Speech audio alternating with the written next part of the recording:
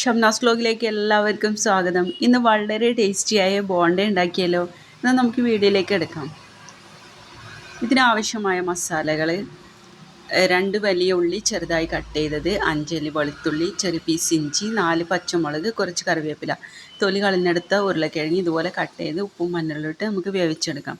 പിന്നെ ഒരു പാൻ വെച്ച് ഓയിലോ വെളിച്ചെണ്ണ ചേർത്ത് കൊടുത്തതിന് ശേഷം നമ്മൾ ഉള്ളി മസാലകളൊക്കെ നമുക്ക് വഴറ്റിയെടുക്കണം.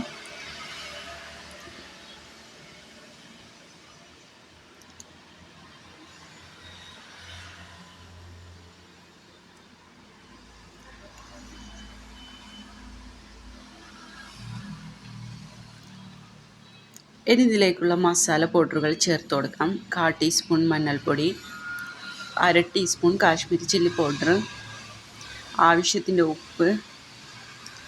നമുക്കിത് നന്നായി വഴറ്റി കൊടുക്കാം. പിന്നെ 1/2 ടീസ്പൂൺ കുരുമുളക് പൊടി ചേർത്ത് കൊടുക്കണം.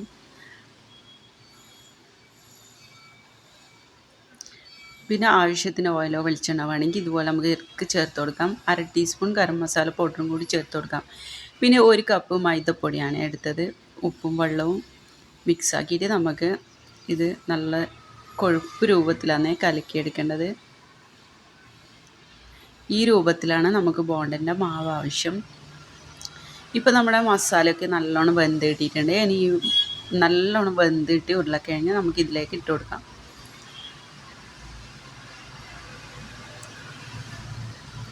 ഇനി ഇത് നന്നായി സ്പൂൺ വെച്ച് നമുക്കിതുപോലെ ഉടച്ചു കൊടുക്കാം.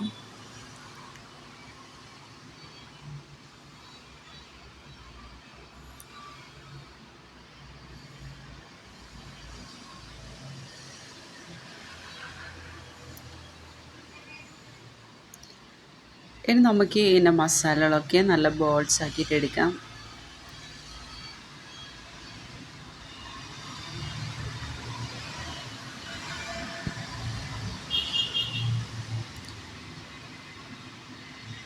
ഇനി എണ്ണ നല്ലോണം ചൂടായതിന് ശേഷമാണ് നമ്മൾ മാവിലേക്ക് മുക്കി ഇതുപോലെ ഇട്ട് കൊടുക്കാം. എണ്ണ നല്ലോണം തിള വന്നതിന് ശേഷം ഇട്ട് കൊടുക്കാം. എന്നാൽ നമുക്ക് പെട്ടെന്ന് തന്നെ ആയി കിട്ടും.